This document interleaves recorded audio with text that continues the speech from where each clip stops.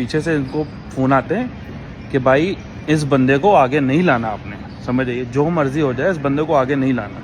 तो बोलता है इसी वजह से 3 प्लेस से अभी 4 पे चला गया ये। राहुल अगर जीत जाएगा तो बाकी सारे एथलीट भी मोटिवेट होंगे बाहर खेलने के लिए। उसके सगे छोटे भाई की डेथ हो गई थी। पता नहीं यार, ऐसा लोग क्यों करते हैं, ऐसा कोई दुश्मन के साथ भी ना करे। हम तो मतलब फैमिली समझते थे यार, एकदम सारा ट्रस्ट और होप्स एक चीज में डाल दिया था और ऐसा किया उन्होंने।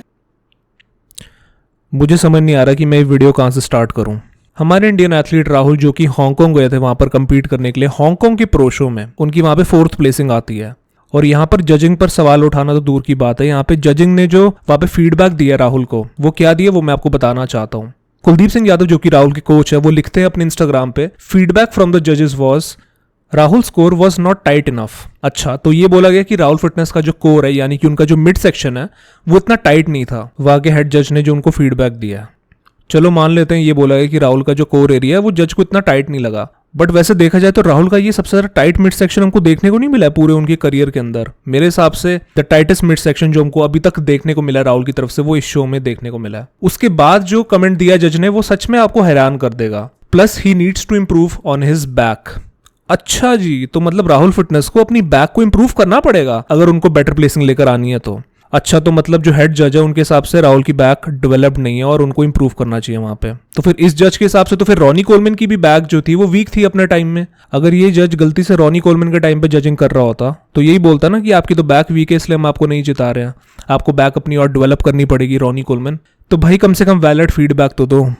राहुल के किसी और बॉडी पार्ट के बारे में बात कर लेते, बोल देते कि उनकी पोजिंग ठीक नहीं है इसलिए नहीं जिताया, तो समझ में भी आता है। बट बोला भी तो क्या बोला, उनकी बैक वीक है। अरे वाह यार, मतलब जजिंग भी कर रहे हैं तो मतलब कम से कम आंख खोल के जजिंग कर लेते हैं। मुझे तो ये समझ नहीं आ रहा कि जब राहुल वहां पे अपनी पोजिंग कर रहे थे तो जजिंग का वहां पे ध्यान कहाँ पे था? कहीं इधर उधर देख रहे थे क्या? कहीं और उनका ध्यान था?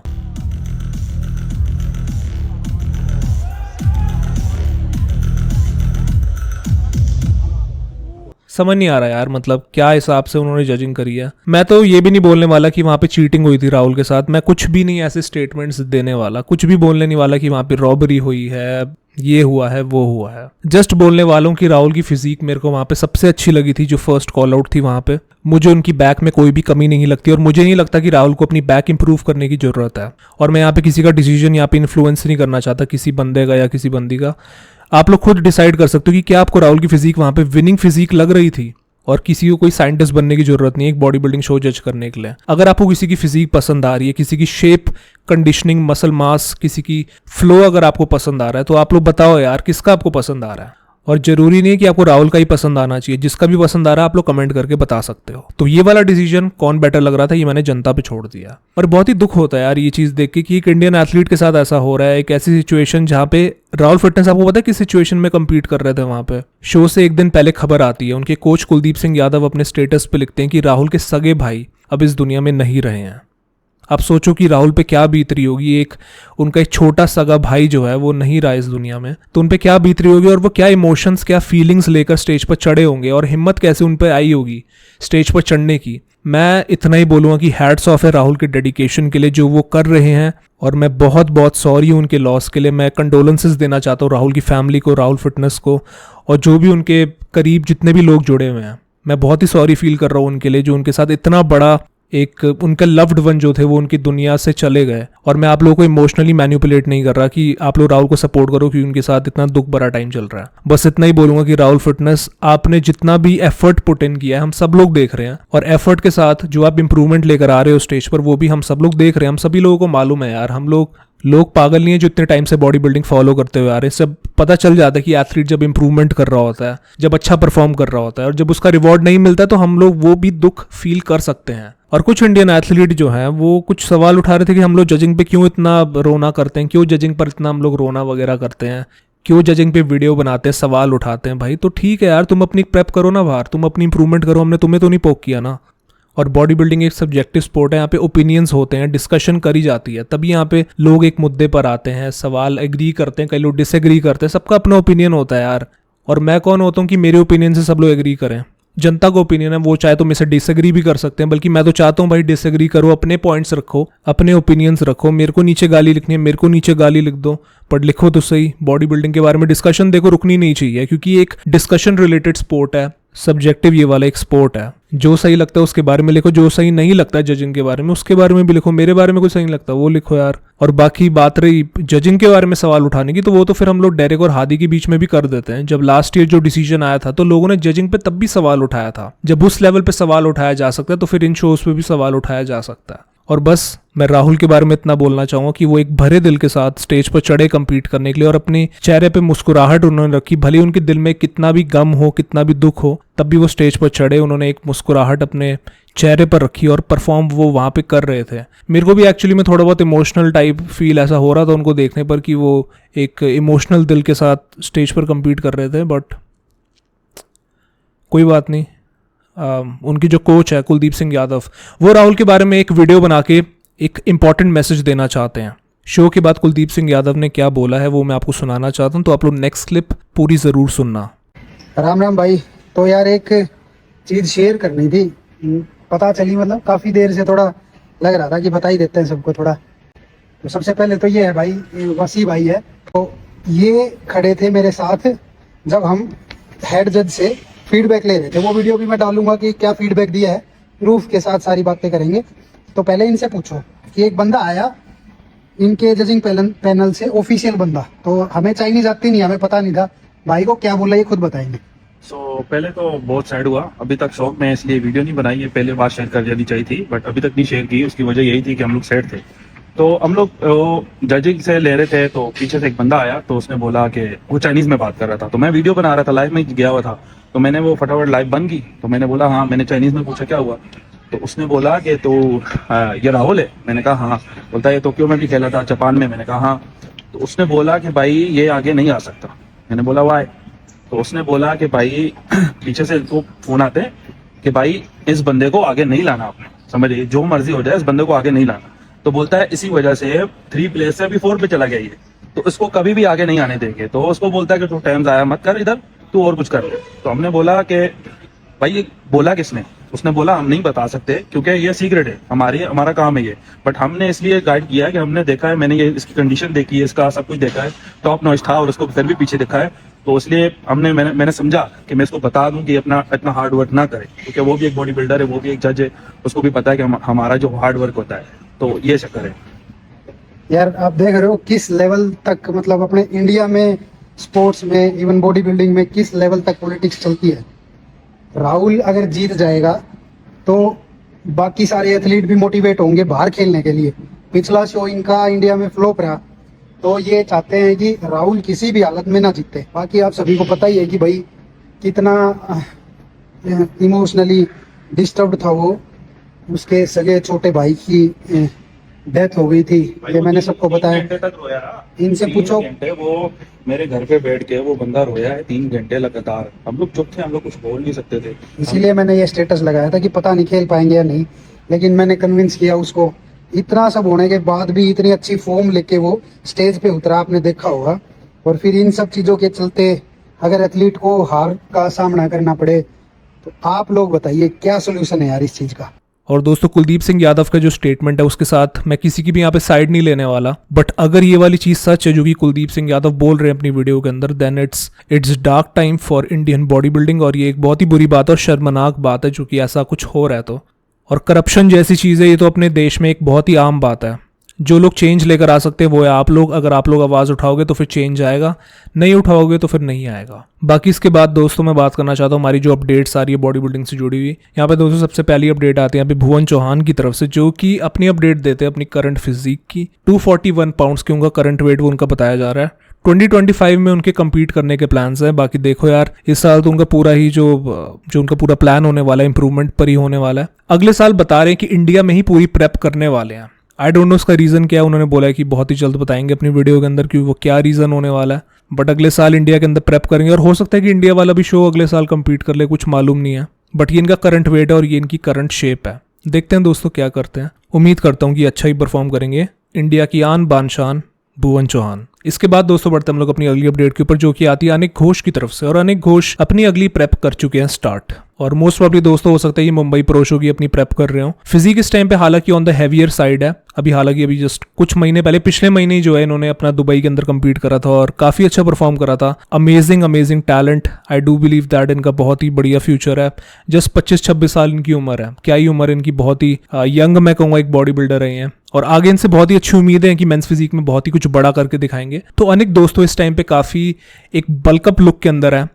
प्लान है इनके इस साल compete करने के और बहुत ही जल्द क्वालिफिकेशन लेने के। हालांकि इस साल की ओलंपिक की क्वालिफिकेशन के लिए तो नहीं ये प्रेप कर रहे, बट अगले साल की इनको क्वालिफिकेशन मिल जाएगी अगर ये जीत जाते हैं तो। बाकी बेस्ट ऑफ लक है अनिक घोष को, अगर ये जोन से भी शो में compete कर रहे हैं। मुंबई प्रो शो के लिए होपफुली compete करेंगे। बाकी दोस्तों इसके बाद बढ़ते हम लोग अपनी अगली स्टोरी की तरफ, जो कि आती है प्रतीक तालुकदर की तरफ से। और प्रतीक तालुकदर भी दोस्तों बहुत ही जल्द इस साल ही compete करने वाले हैं और इनकी जो करंट शेप है वो भी देखी जा सकती है। करंट शेप बहुत ही अच्छी इंप्रूवमेंट करके दिखाई है। जो डिफरेंस देखा जा सकता है इनकी प्रीवियस फोटोज में और आज की फोटोज में, बहुत ही डिफरेंस है। और मैं ये बोलूंगा कि एक काफी अंडररेटेड एथलीट है जो इनको क्रेडिट नहीं मिलता है, जो लोग इनको नहीं जानते। तो यही बोलूंगा दोस्तों, प्रतीक तालुकदर जो है, उम्मीद करता हूं बहुत ही जल्द अपने इंप्रूवमेंट के साथ स्टेज पर नजर आएंगे। बाकी देखते हैं दोस्तों क्या करते हैं। इसके बाद दोस्तों बढ़ते हैं हम लोग अपने इंटरनेशनल बॉडी बिल्डर्स की अपडेट पे और यहाँ पे सबसे पहला अपडेट आता है कियोन पियर्सन की तरफ से। और कियोन दोस्तों अपनी पियर्स करते हुए जो है इंस्टाग्राम को अपनी अपडेट दिखाते हैं और इस अपडेट के अंदर मेंशन करते हैं कि no warning shot, it is what it is,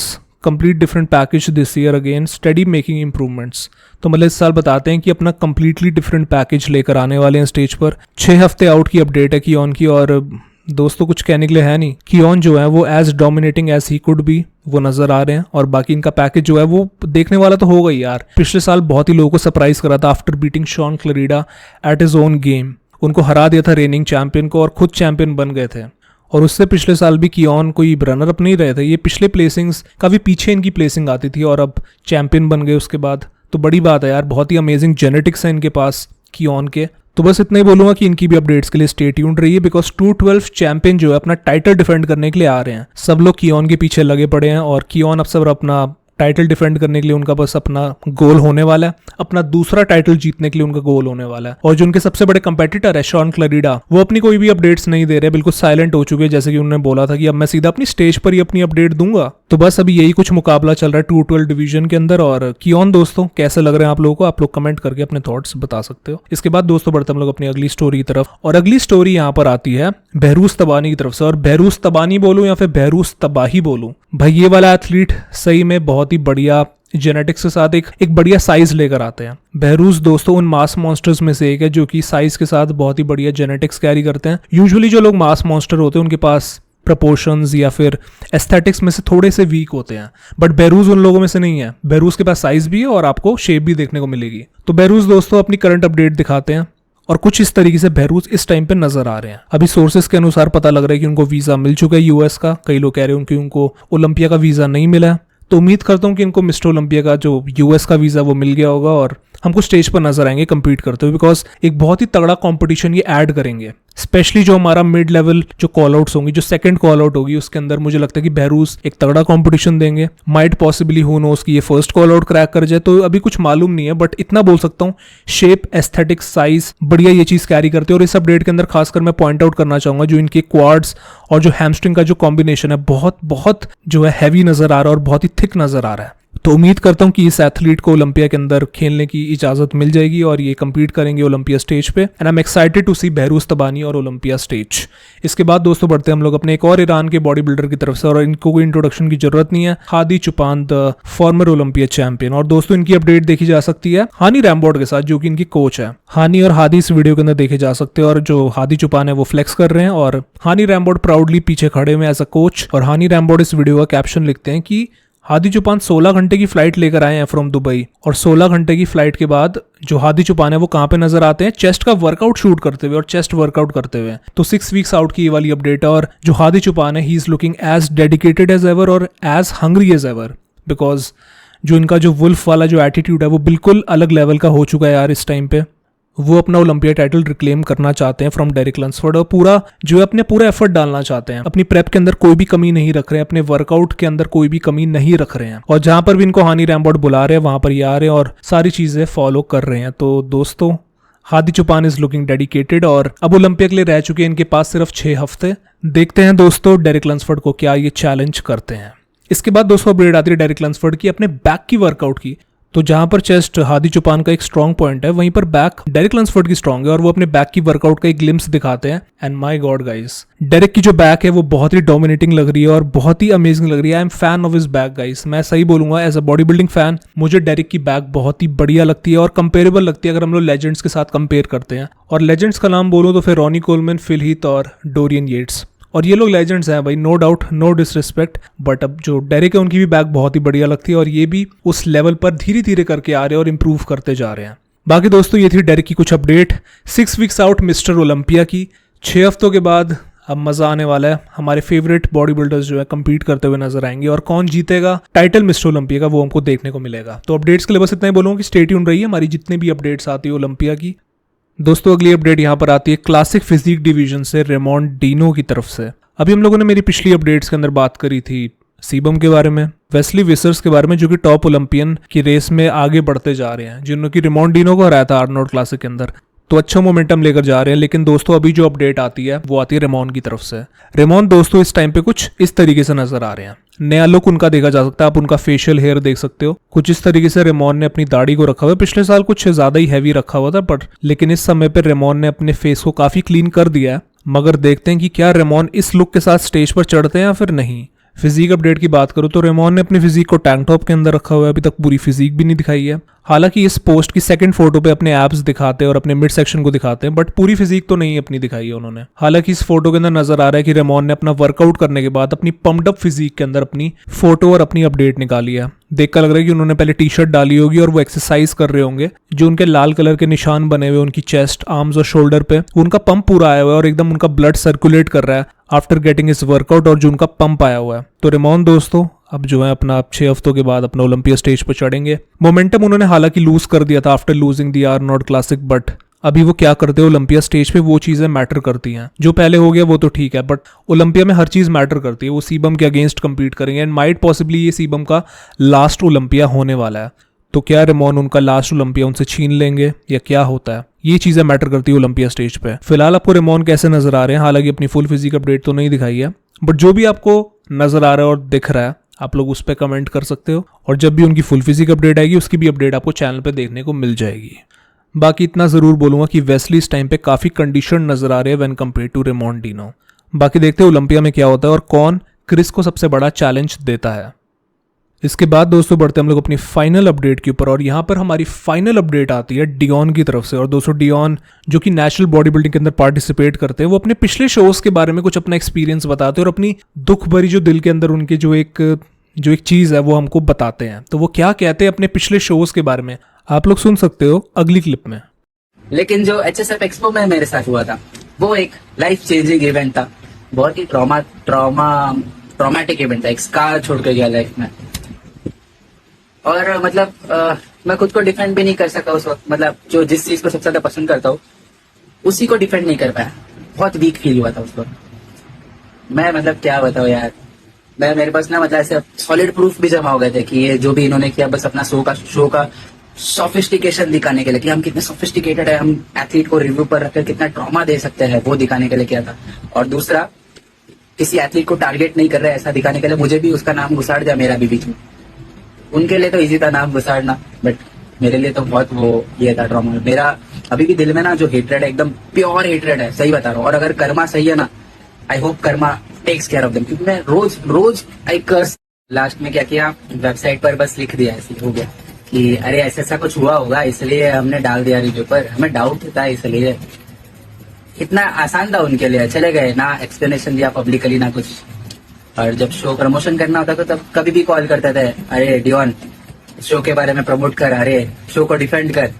लेकिन जब एक एथलीट के लाइफ का सवाल है, उसका मतलब एक प्यारी चीज है लाइफ में, उस पर काला डब्बा पड़ जाए उनको नहीं फर्क पड़ा, बस ऐसे ही डाल दिया कि हाँ रिव्यू पर डालना ना डाल दो, सोचो भी मत, बिंदास डाल दो। तो पता नहीं यार ऐसा लोग क्यों करते हैं, ऐसा कोई दुश्मन के साथ भी ना करे। हम तो मतलब फैमिली समझते थे यार, एकदम सारा ट्रस्ट और होप्स एक चीज में डाल दिया था और ऐसा किया उन्होंने। पता नहीं यार ऐसा क्यों अनफेयर होता है। तो बस दोस्तों यही था कुछ आज की वीडियो के लिए। अगर आपको ये वाली वीडियो पसंद आई है तो फिर लाइक, सब्सक्राइब, शेयर, अपने थॉट्स रखिए। और मैं अप्रिशिएट करता हूँ every single comment, every single जो लोग आप लोग इंटरेक्शन दिखाते हो वीडियो पे। And I will see you guys in the next video. तब तक ले आप लोग अपना ख्याल रखिए। Till then take care and bye bye.